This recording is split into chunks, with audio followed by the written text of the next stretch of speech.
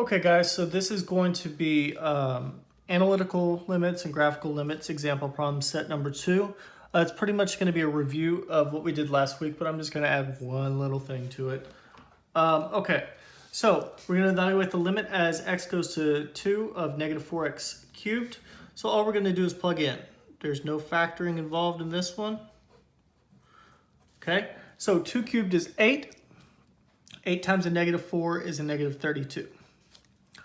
Next one, limit as x goes to 0 of square root of 5x squared plus 8. We're going to plug in a 0 everywhere we see an x. Okay, so 0 times anything is 0, so we get square root of 8. And if you want to rationalize this, you get 2 square roots of 2. Okay, either one's fine.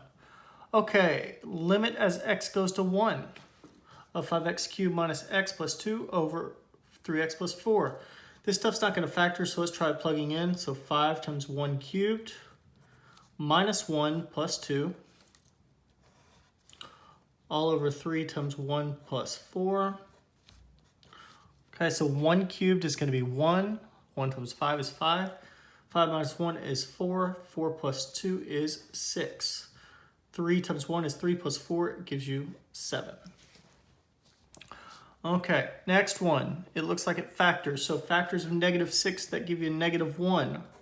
Be x minus 3 and x plus 2. Okay, and then x squared minus 9 that factors by difference of squares. Okay, so the x minus 3's will end up canceling. Now we're going to plug in our 3. 3 plus 2 is equal to 5. 3 plus 3 is 6. So this one's 5/6.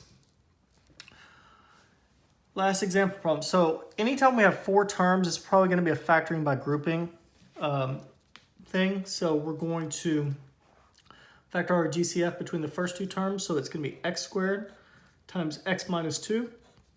And the last 2 terms, they have 4 in common. So we get that. And then the bottom one, they have an x cubed in common, so we're going to factor on x cubed. And then GCF between those 2 terms is just 1. So we're left with x squared plus 4 on top and x minus 2. On the bottom, it's x cubed plus 1 and x minus 2. The x minus 2's will end up canceling. Okay, so we're left with our 2 to plug in. So 2 squared is 4, 4 plus 4 is 8. 2 cubed is 8 plus 1 is 9. So it's 8/9. Okay. Now, how to find average rate of change. So average rate of change is like you're finding regular slope in Algebra 1. So average rate of change is f of b minus f of a all over b minus a.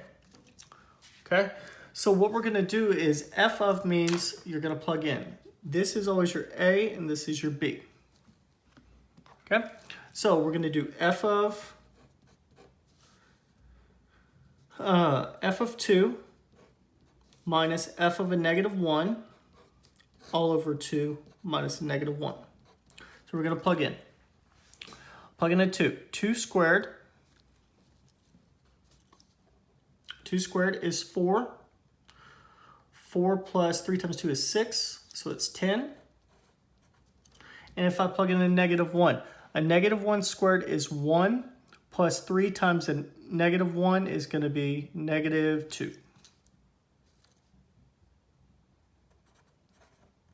Let me just double check that. I'm going to write it out to the side because, so 2 squared is 4, 10, okay, that's right.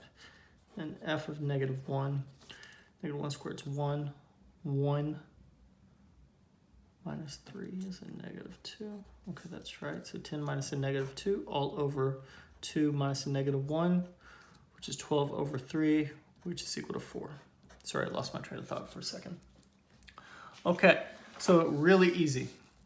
So we're going to do the same thing here. Your a is always the first term, and your b is always the second term. So we're going to do f of 0. Okay, so if I plug in a 0 here, 0, 0, 4. If I plug in a -3, okay, so this one's probably going to take a little bit of work to do without a calculator. There's nothing wrong with writing this out. Okay, -3 cubed is 27. 27 times 3 is 81. Okay, -3 squared is 9. 9 times 2 is 18. So we get 81 minus 18 plus 4. Comes out to be 67. Okay, so we're going to do f of 0 minus f of -3 all over 0 minus a -3. So we're going to do 4 minus 67 all over 3 because that turns to a plus plus. So -63 over 3, which comes out to be a -21. Okay. And then on the back, I got some graphical limits for you to do, like we did last time. Okay, so the left-hand limit. So the limit as x approaches 0 from the left-hand side. So as I come from the left-hand side, the y value is a -1. As I come from the right-hand side of 0, it is also a -1. Since the left-hand limit equals the right-hand limit, the limit as x approaches 0 is -1. F of 0, there's a solid point on this graph, so it should be -1. Now, just because it's not like a closed-in dot, like as long as there's not a hole, then the point's defined there. Okay, the limit as x approaches 2 from the left-hand side, the y value is 3. As I come from the right-hand side, the y value is 3. So that means the limit as x approaches 2 is 3 because they're both equal to each other. And then f of 2 is equal to 4. Okay, so it's super important that you understand these concepts because I'm taking it easy on you this week. But next week we're going to start graphing these types of questions, and then we're going to look at how to prove continuity. So continuity is if there's a hole or if there's a jump in the graph, how do we prove it? So you have to know how to do limits in order to prove this stuff. Okay, thanks, and have a good night.